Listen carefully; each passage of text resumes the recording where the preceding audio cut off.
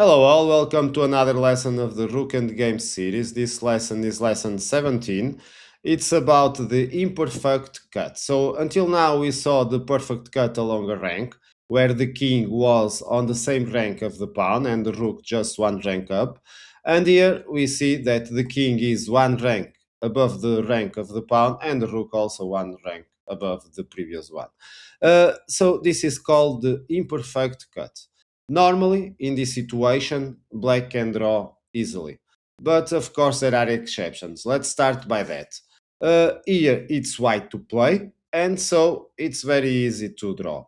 If we remember the theory from the previous videos, especially the first one on the perfect cut along a rank, we need to move the rook to b6. So the idea is to protect the king and then advance the pawn with the support of our pieces.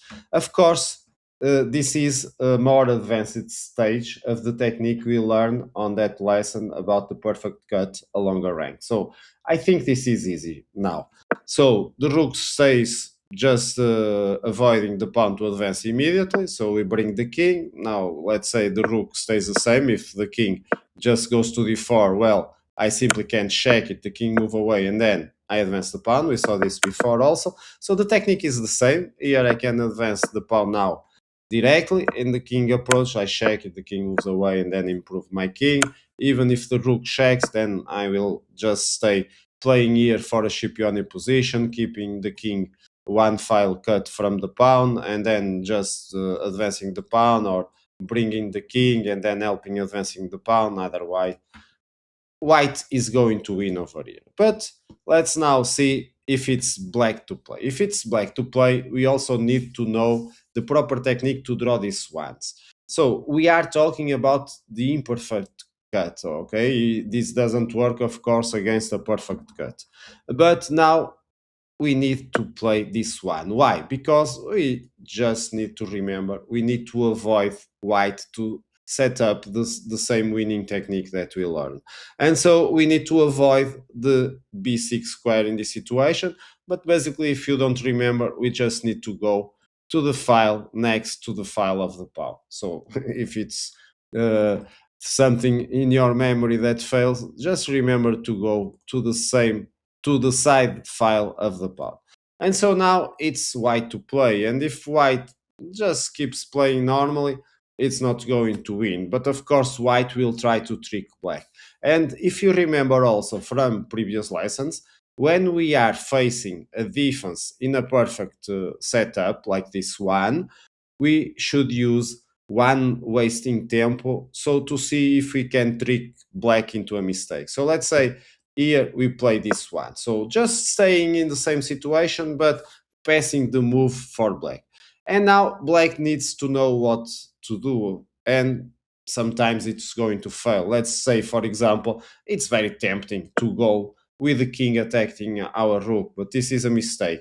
Uh, how can we get advantage from this mistake? Well, we simply go to the d6. As we saw, we are recovering the situation of the winning technique, because if the king comes now, I now can advance the pawn. The pawn has crossed the middle of the board. We are cutting the king one file from the pawn, so we are able to use our king, build a Scipione Luceno winning position, and so on.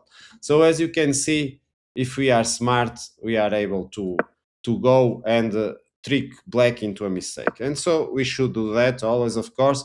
But if black knows what he's doing, is not to move the king away from the perfect situation where the king is controlling one key square for white. And now, because black is controlling the other key square for the rook, the proper move is to stay in the same file, avoiding b6. So if you remember these ones, there's no way white will be able to trick us if we are playing defense. So from here, if you advance the pawn, the king just approaches, the pawn advances again, now two pieces attacking the pawn, and so as you can see, easy draw from here. But okay, this was working with a bishop pawn. Working with a knight pawn or a central pawn is the same from the black perspective. So it's a draw if it's black able to move and then control the square where the rook is intending to go. Let's see now with central pawn, but here it's even worse for white, because even if it's white to move, there's no way white is going to be able to win. We think at first that okay, but why not this one? Yes, this one is the one I'm going to start to show you. But the difference is, if you remember from the previous video where we talk about perfect cut with a central pawn, we had the rook on the being able to come to the c5 square, and the king was not cut imperfectly but perfectly. So these small differences are the ones that change from a winning to a drawing position, like here.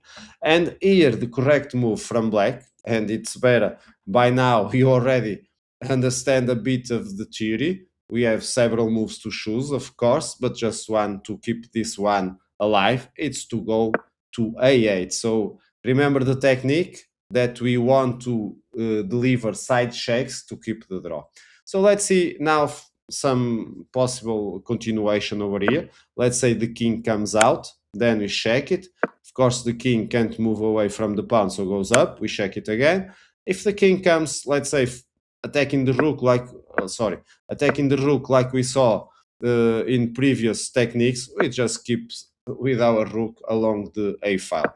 If the king goes up, okay, if the king goes up, well, this just makes it easier. We just approach with black the pawn. The rook is forced to protect. The king is too far away. Now we check the king and then we exchange everything. So this is a draw. So when the king comes down, we simply go to a8. If the pawn advances, again, we approach our king.